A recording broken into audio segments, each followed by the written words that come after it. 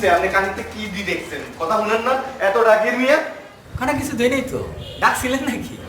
তারপর কি আমার মাথা কি ঠিক আছে নি না ওই যে মোটর ছাড়া ছিল তো শব্দ শুনতে পারেনি বলেন ভাই। ধরেন এতে আলুন আধা কেজি লবণ আর 1 কেজি আলু লয়ে আনছে যান ভাই আমি তো এখন ডিউটি ফেলা যেতে পারবো না। আপনি কামটা কি করেন সারাদিন তো এই জায়গায় বই থাকেন ভাই খালি এনে জায়গায় বয়ে থাকি এইটাই খালি দেখলে কি কাম করি না। দেখেন বাসার সামনে কে ময়লা ফালায় না ফালায় এগুলো আমার খেয়াল রাখে। তারপরে কোনো ময়লা আবর্জনা আছে কিনা এগুলো আমার পরিষ্কার করতে হয়। এই যে ছাদ পুরো ছাদ আমি পরিষ্কার করি। তারপরে ছাদে যে টব আছে টবে পানি দিই আমি। এরপরে বাসায় কে আসলো গেল এর মধ্যে ধরেন কেউ অপরিচিত লোক আছে সে যদি বাসার মধ্যে ঢুকে একটা অঘটন ঘটায় ফেলে তখন এই দায়িত্বটা কে নিবে? তো আমি কামো আমার চাকরি চলে যাবে। ওরে বাবু আপনি কি কাম করেন রে ভাইয়া যান যান আপাতত 1 কেজি আলু আর আধা কেজি লবণ লয়ে যান যান আই আছে বইছি তো না ভাই ভাই আমি তো যেতে পারবো না, আপনি একটু কষ্ট করে যান না।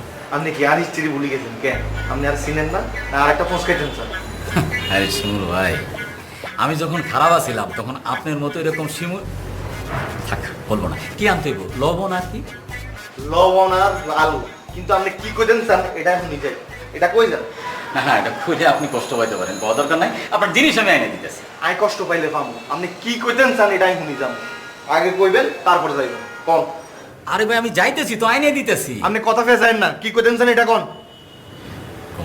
কোন আমি যখন খারাপ আছিলাম তখন আমার সাথে এই যে পোলাপান করতো না এইসব পোলাপানেও আপনার মতো এরকম পোস্ট মারা শিমুলের মারতো না।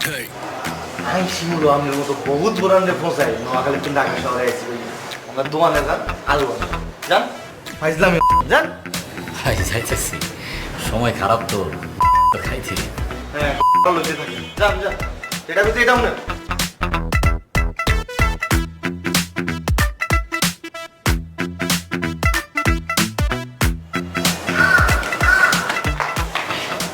বেশি কষ্ট হয়ে গেছে টিয়াডো হিরে না